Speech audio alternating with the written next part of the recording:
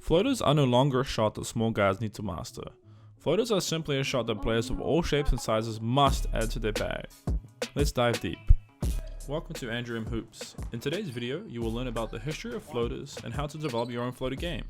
Don't forget to press the like button if you enjoyed this video and subscribe for more content similar to this. Floaters have been around for a long time, just not in the fashion we think of in 2021. Floaters used to be known as flip shots, a quick shot often performed off of the dribble. As we see in the super old clip, the ball is flipped up, kind of chucked up from the hips, randomly at the rim. A lot different to what we expect in today's game. In the late 2000s and early 2010s, basketball gave us a lot of players who made the floater more mainstream than before. Players such as Rajon, Rondo, Derrick, and Tony Parker all utilized floaters in their own games in their own way. During this period of the NBA, the floater was mainly used by guards, usually guards who were smaller and less athletic, such as Tony Parker and Rajon Rondo. However, crazy athletic guards such as Derrick still had an elite floater game, being able to drive in or receive the ball off of a cut and shoot a high arcing floater over the defense, being almost impossible to block. As the 2010s progressed, drop coverage began to become more popular, and therefore so did the floater.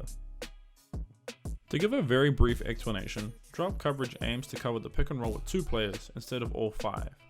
The screen defender drops back, their job being to zone the screener and the ball handler, whilst the ball handler defender aims to lock onto the ball handler's hip as they go over the screen and trail behind. The ball handler defender is actively trying to get back in front, whilst the big zones up both players. This coverage leads to the mid-range area being much more open, which resulted in floaters going from a shot that small guards had mastered out of necessity to a common shot that players of all shapes and sizes have mastered.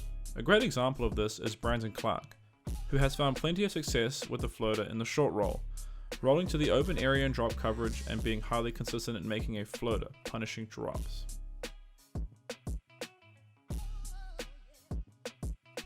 James Harden has mastered the floater, but the key thing with his floater is it looks so similar to how he lobs to his roller, making it tough on bigs to decide exactly what to do. If they step up, they get euroed past. If they zone up towards the roller, they give up a floater. And if they stay put to try and guard James Harden, they give up a lob. An example of a player who has combined both styles of floaters is Ja Morant. Ja not only uses his floater to punish drops, but also uses it to get a shot off of a bigs when he needs to, shooting the basketball nice and high over their outstretched hands.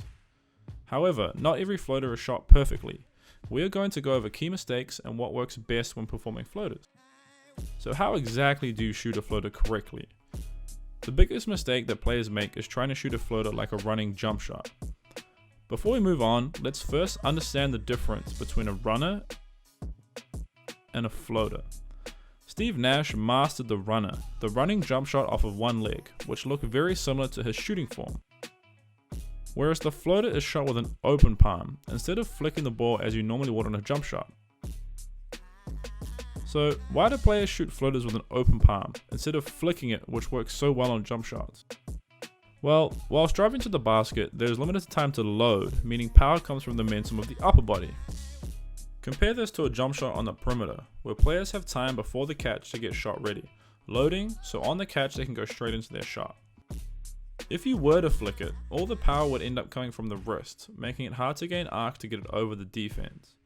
Therefore, by releasing it with an open palm, energy can be transferred correctly into the basketball from the momentum generated from the upper body. One final factor to shooting a great floater is what I call the loading phase. Moving the basketball to where you want to push it from can assist with shooting more consistently. The key mistake here is that a lot of players move the ball from their pickup point, which refers to where the basketball player picks the basketball up with both hands, straight into their floater. This leads to too much power due to the large range of motion, usually moving the ball straight from their hips all the way to the release point. This causes the ball to go long, and I'm sure we've all seen someone shoot a floater over the backboard. That is the exact reason.